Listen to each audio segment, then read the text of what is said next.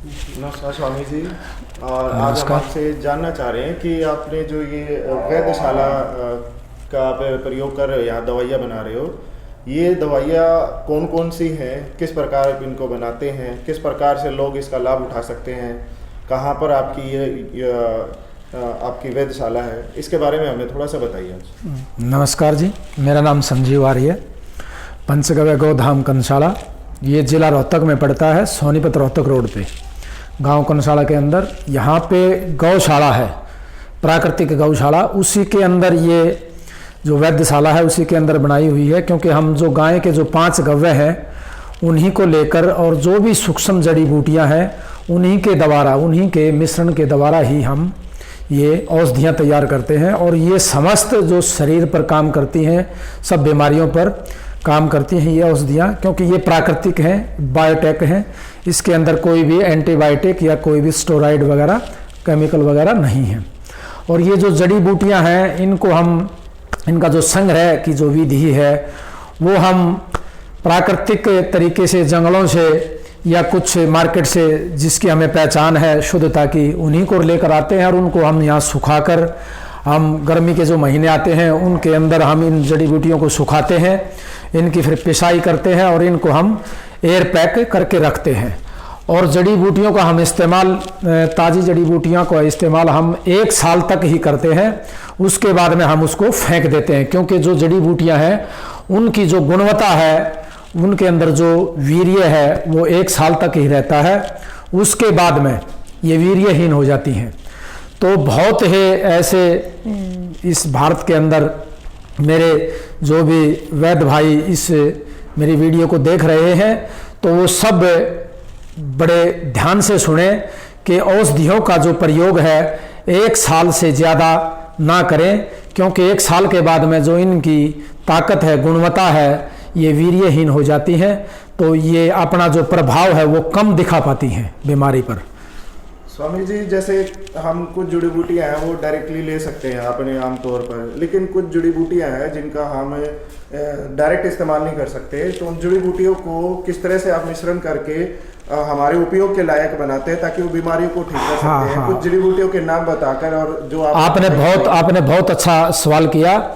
हम यहाँ पर जो भी बहुत ऐसी जड़ी बूटियाँ हैं जिनको हम जंगल से लेके आते हैं, तो उनको हम सुखाने के बाद में फिर उनको हम, जैसे उनका मर्दन करना है, उनका शोधन करना है, तो हम गौमूत्र में उनका शोधन करते हैं और फिर उनको बार बार भावनाएं देकर गौमूत्र की हम उनका शोधन करके ही उनको हम एयर पैक करते हैं। और उसी के द्वारा हम फिर उनका अर्क निकालते हैं, उनकी घनवटियाँ बनाते हैं। जैसे हम त्रिफला वैदिक विधि से तैयार करते हैं। यहाँ हमारा जो त्रिफला है वो मार्केट के त्रिफले से अलग है, बहुत ज़्यादा अलग है। मार्केट में आपको पता नहीं क्या क्या दवाइयाँ, क्या क्या पीस देते हैं और फिर लोग बोलते हैं कि हमें आयुर्वेद से कोई फर्क नहीं पड़ा, हमें कोई अच्छा लाभ नहीं मिला। तो हम यहाँ पे त्रिफले की जो हमारी विधि है बनाने की, वो हमारी वैदिक विधि है।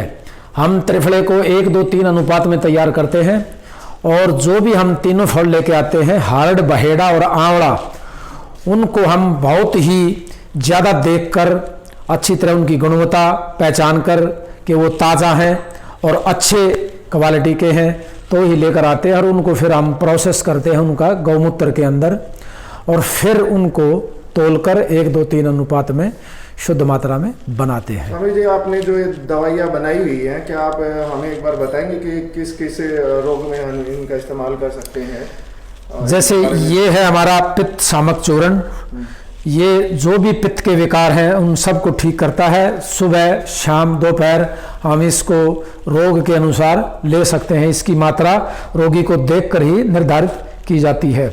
ये हम प्राकृतिक तरीके से कैल्शियम जैसे चूना जिसको हम बोलते हैं वो तैयार करते हैं गौशाला पर ही। ये हमारे मधुमेह, डायबिटीज़ जो है आजकल जो सबसे ज़्यादा बीमारी फैलती जा रही है, शुगर की, हम ये वो तैयार करते हैं। ये हमारी घनवटियाँ हैं, ये गठिया नाशक वटी है, ये हमारी हल्दी घनवटी है और ये हमारी अर्जुन घनवटी है जो हृदय के लिए, हृदय के रोग में बहुत ज़्यादा काम आती है। ये हमारी त्रिफला घनवटी है, इसको हम वैदिक विधि से तैयार करते हैं।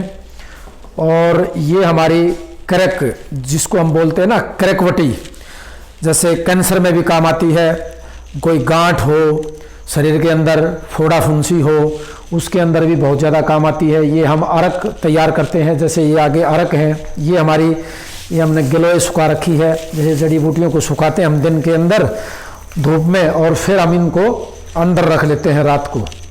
ये अर्क है, जैसे हम ये अर्क निकालते हैं। ये पारिजात अर्क है जो कि घुटनों के अंदर बहुत ज़्यादा काम करता है, जो घुटनों के दर्द हैं। ये मंजिष्ठा अर्क है, ये बाल पाल रस है, बच्चों के लिए बहुत ज़्यादा टॉनिक का काम करता है। ये नंदी बिलो अर्क है, ये नपुंसकता में बहुत ज़्यादा काम आता है। ये हमारा गिलोय है, इम्यूनिटी बूस्टर है, इम्यूनिटी के लिए बहुत अच्छा है। ये सभी के सभी अलग अलग प्रकार के चर्म रोग के लिए नीम अर्क है। ये सभी दवाइयाँ हम यहीं प्राकृतिक तरीके से तैयार करते हैं। और ये हमारे जो भी हैं अर्क यंत्र है, ये हमारी जो मशीनें हैं जिससे हम इसमें दवाइयाँ जो हम जड़ी बूटियाँ पीसते हैं वो गर्म नहीं होती, उनकी जो पोटेंसी है वो ख़राब नहीं होती, इसमें उनकी गुणवत्ता बरकरार रहती है, क्योंकि ये स्लो स्पीड की है। और इसके अंदर वो लगा रखे हैं पत्थर के, वो दो पार्ट लगा रखे हैं, उसी से उनका। और भी आपने जिस तरह से जड़ी बूटियाँ और दवाइयाँ तैयार कर रखी हैं, आप हमें वेधशाला का एक बार थोड़ा सा दौरा कराइए ताकि हम उसको। हाँ आओ, उधर हम जैसे वहाँ पे भी हैं, उस साइड में भी ये भी प्रयोगशाला है। ये पूरा का पूरा गौशाला ही प्रयोगशाला है, क्योंकि गाय से जो भी चीज़ लेते हैं ना, ये भी प्रयोगशाला में ही है। हम सभी ये यहाँ प्राकृतिक तरीके से गाय रखते हैं। यहाँ पे जैसे हमने गिलोय वगैरह लगा रखी है, ये अपनी तुलसा वगैरह लगा रखी है। ये गिलोय हमने अपनी लगा रखी है लाके, इसमें छोटे ये जंगली गिलोय भी है, और ये ताज़ी इसका लेके हम यहाँ सत्तव भी निकालते हैं, इसका अर्क भी निकालते हैं, इसका पाउडर भी बनाते हैं, ये हम ताज़ी भी देते हैं। ये तुलसा है, ये राम तुलसा और श्याम तुलसा लगा रखी है हमने यहाँ पे, इनसे भी हम चिकित्सा करते हैं। जो कि आज कोरोना का जो भय दिखाकर जो सरकारें और जो मेडिकल एलोपैथी लूट रहे हैं, आप इसी से ठीक हो सकते हो। आप गिलोय और तुलसा का प्रयोग करो, उसी से हो सकते हो। ये हमारे यहाँ पे जैसे और लड़के आते हैं, सीखते हैं, यहाँ पे कक्षाएं भी चलती हैं साल भर। जो भी भारत के अंदर कोई भी इस विद्या को अगर सीखना चाहता है तो यहाँ निसंकोच आ सकता है। उनके रहने का प्रबंध, उनको यहाँ गौ सेवा करनी होती है और ये विद्या सीखनी होती है, और डिप्लोमा भी करवाया जाता है जिसकी अवधि 1 वर्ष है, जो पंचगव्य डिप्लोमा है। और ये सब प्राकृतिक जड़ी बूटियाँ हैं, यहीं से तैयार होती हैं। ये सभी ग्रंथ हैं, ये जो भी हमारे ऋषि मुनि लिख कर गए जो भी शास्त्र ग्रंथ हैं, जैसे ये चरक संहिता है। हम बच्चों को यहाँ इस चरक संहिता का जो ज्ञान है वो भी देते हैं। इसके अंदर जो ऋषियों ने विद्या, जो अपनी विद्या को संग्रह किया है, उसी के द्वारा, उसी विधि और विधान के द्वारा यहाँ औषधियाँ तैयार होती हैं।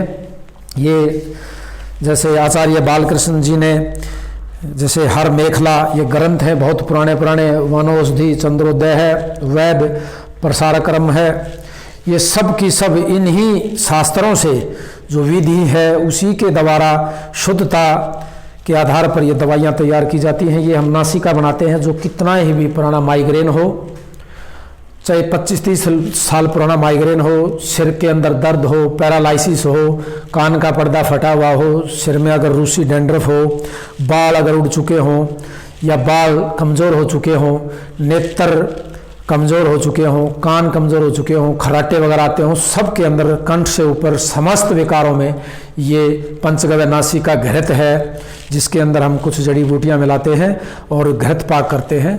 बहुत ही ज़्यादा कारगर है। और यहाँ पर राजीव भाई का जो अमर बलिदानी राजीव भाई का जो सपना है कि स्वदेशी चिकित्सा हो और स्वयं हम खुद सब डॉक्टर हों और अपना खुद का इलाज कर सके और समाज कल्याण कर सके, उसी के पद चिन्हों पर चलते हुए इस गौशाला के अंदर कार्य हो रहा है। तो इसीलिए मैं सभी देशवासियों को हाथ जोड़कर ये विनती करता हूं कि आप स्वदेशी की तरफ लौटिए और जो स्वदेशी संस्थाएं या जो स्वदेशी भारत के अंदर युवा या कोई भी संस्था काम कर रही है उनसे जुड़िए और गौ का ज़्यादा से ज़्यादा प्रचार कीजिए। जय गौ माता, जय भारत, वंदे मातरम।